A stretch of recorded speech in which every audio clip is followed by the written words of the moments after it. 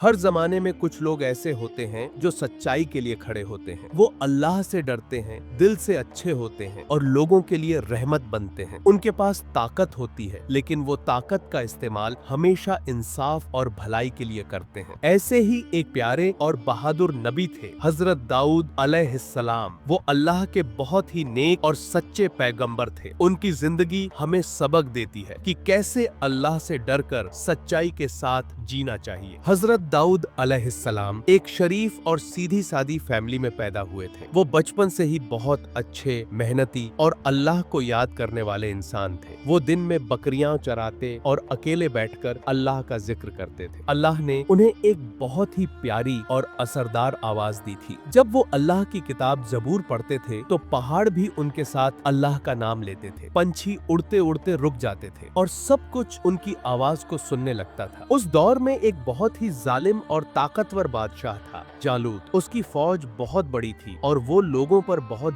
जुल्म करता था। बनी इस्राएल के लोग डर के मारे बहुत परेशान थे। अल्लाह ने उनके लिए एक लीडर चुना जिसका नाम था तालूत। तालूत ने एक फौज बनाई और उस फौज में हजरत दाऊद अलैहिस्सलाम भी शामिल हुए। जब जंग का दिन आया तो जालूत खुद मैदान में उतर आया। वो इतना बड़ा और डरावना था कि सब लोग डर गए, लेकिन दाऊद अलैहिस्सलाम आगे बढ़े और बोले, मैं अल्लाह के भरोसे इस जालिम से लड़ूंगा। दाऊद अलैहिस्सलाम के पास तलवार या ढाल नहीं थी, बस एक छोटी सी गुलेल और अल्लाह पर पूरा भरोसा था। उन्होंने एक पत्थर से जालूत पर निशाना लगाया और पत्थर सीधा जाकर जालूत के माथे पर लगा। जालूत वहीं गिरकर मर गया। उसकी फौज डरकर भाग गई और बनी इस्राएल को जीत मिल गई। इस जीत के बाद सबको पता चल गया कि दाऊद अलैहिस्सलाम सिर्फ बहादुर नहीं बल्कि अल्लाह के खास और नेक बंदे हैं। कुछ समय बाद अल्लाह ने हजरत दाऊद अलैहिस्सलाम को नबी बनाया और उन्हें बादशाह भी बनाया। अब वो एक इंसाफ करने वाले सच्चे हाकिम बन गए। वो सब लोगों को बराबरी से इंसाफ देते थे, अमीर हो या गरीब, गरीबों,